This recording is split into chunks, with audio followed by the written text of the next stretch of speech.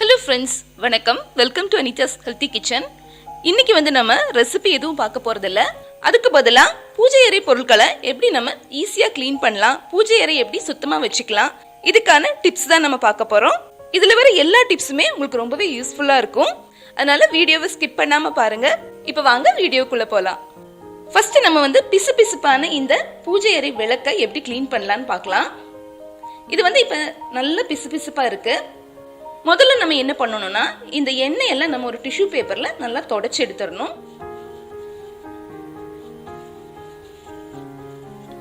இந்த மாதிரி டிஷ்யூ பேப்பரை யூஸ் பண்ணி நம்ம அந்த எண்ணெய் எல்லாம் நல்லா தொடச்சி எடுத்துடணும்.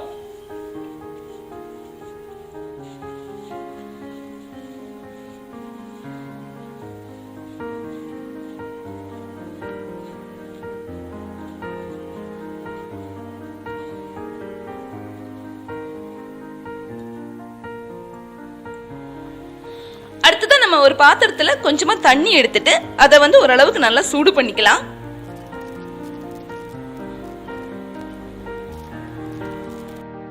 தண்ணி ஓரளவுக்கு சூடாகி கொதிக்க தொடங்கும் போது நம்ம ஸ்டவ் ஆஃப் பண்ணிடலாம்.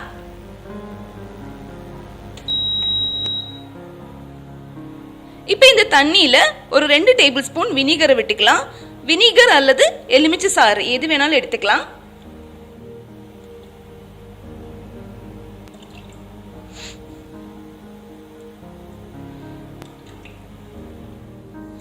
இது கூடவே ஒரு டீஸ்பூன் ஆப்ப சோடாவை சேர்த்துக்கலாம்.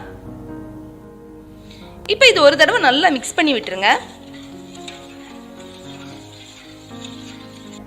இப்ப இந்த தண்ணியில நம்ம விளக்கு, இந்த தட்டு எல்லாத்தையும் போட்டுடலாம்.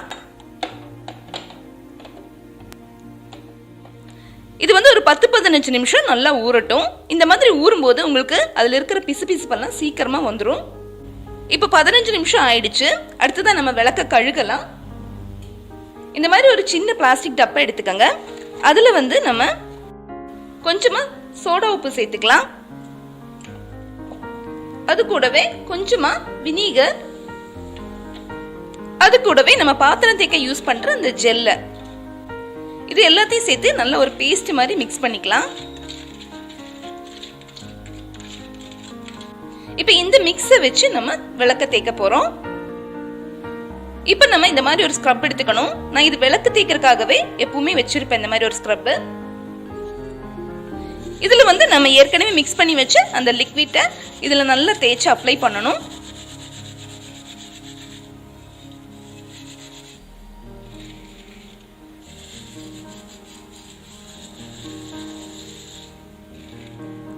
இந்த மாதிரி விளக்குல நிறைய கேப் எல்லாம் இருக்கும் உங்களுக்கு. இதை தேய்க்கிறதுக்காக ஒரு பிரஷ் எடுத்துக்கலாம். பிரஷ், ஸ்க்ரப் இதெல்லாம் புதுசா வாங்கி நான் இதுக்காகவே எடுத்து வச்சுப்பேன் தனியா.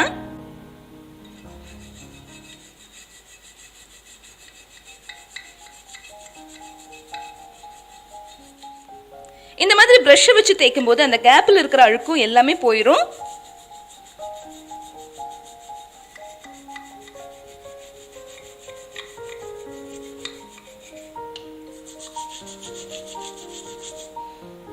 கழுகிட்டு காணிக்க.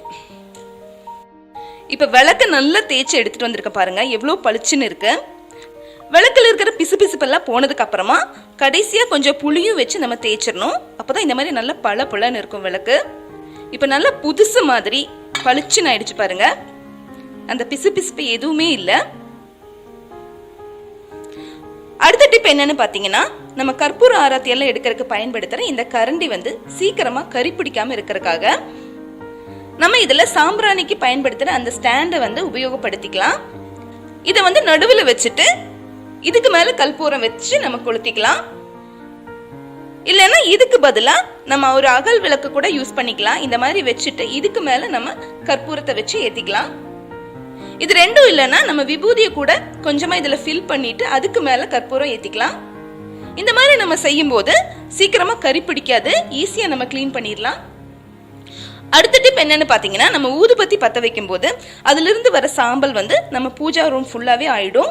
அந்த மாதிரி ஆகாம இருக்கிறதுக்காக இந்த மாதிரி ஒரு சின்ன பிளேட் வச்சுட்டு அதுக்கு மேல நீங்க ஊதுபத்தி பத்த வச்சீங்கன்னா அந்த மாதிரி வராது. அடுத்த டிப் என்னன்னு பாத்தீங்கன்னா, நம்ம பூஜா அறையில பிளாஸ்டிக் ஷீட் பயன்படுத்துறதுக்கு பதிலா இந்த மாதிரி டைல் யூஸ் பண்ணிக்கலாம். இது வந்து வால் டைல். இதுலயே பாத்தீங்கன்னா உங்களுக்கு நிறைய டிசைனும் இருக்கு, உங்களுக்கு தேவைக்கு ஏத்த மாதிரி சைஸும் இருக்கு. பிளாஸ்டிக் ஷீட் யூஸ் பண்ணும்போது ஊதுபத்தியிலிருந்து வர நெருப்பு பட்டு அது டேமேஜ் ஆகும். இந்த மாதிரி செய்யும் போது இதுல எதுவுமே டேமேஜ் எதுவும் வராது, நம்ம ரொம்ப நாளைக்கு யூஸ் பண்ணிக்கலாம். அதோட க்ளீன் பண்றது ரொம்ப ஈஸியா இருக்கு. நம்ம ஃப்ளோர் எல்லாம் எப்படி க்ளீன் பண்ணுவோம் அதே மாதிரி ரொம்ப சுலபமா இதை க்ளீன் பண்ணிடலாம். ஒருவேளை உங்களுக்கு பிசுபிசுப்பு அதிகமா இருந்துச்சுன்னா இதை வந்து தனியா எடுத்துட்டு கூட நம்ம நல்லா க்ளீன் பண்ணிட்டு திருப்பி அதே மாதிரி செட் பண்ணிக்கலாம். பூஜை அறையில கோலம் போடுறதா இருந்தா கூட இந்த டைல் மேலேயே நம்ம கோலம் போட்டுக்கலாம்.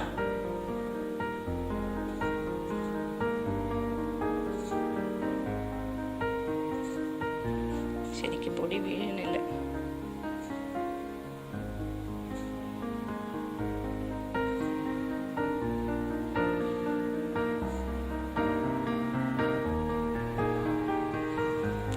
பண்டிகை நாட்கள்ல மாக்கோலம் போடுறதுங்கிறது ரொம்பவே விசேஷமானது.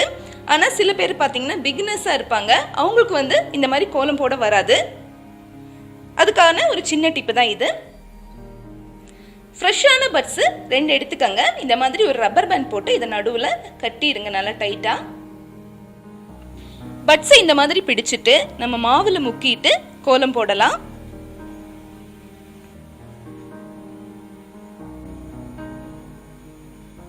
இது ரொம்பவே சிம்பிள், யார் வேணாலும் இந்த மாதிரி கோலம் போட்டுக்கலாம்.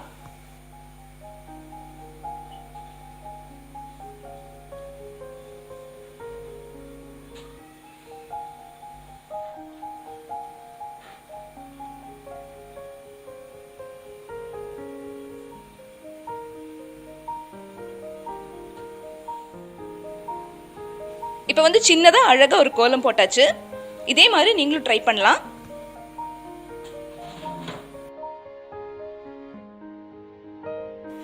அடுத்த டிப் என்னன்னு பாத்தீங்கன்னா, நம்ம சாமி படத்துக்கெல்லாம் பூ வைக்கும் போது அது வந்து கீழே விழாம அப்படியே ஃபிக்ஸா இருக்கிறதுக்காக நம்ம என்ன பண்ணலாம்னா, ஒரு ரப்பர் பேண்ட் எடுத்துட்டு கொஞ்சம் பெரிய ரப்பர் பேண்டா எடுத்துக்கங்க. இந்த மாதிரி சுவாமி படத்துல போட்டு வச்சிருங்க.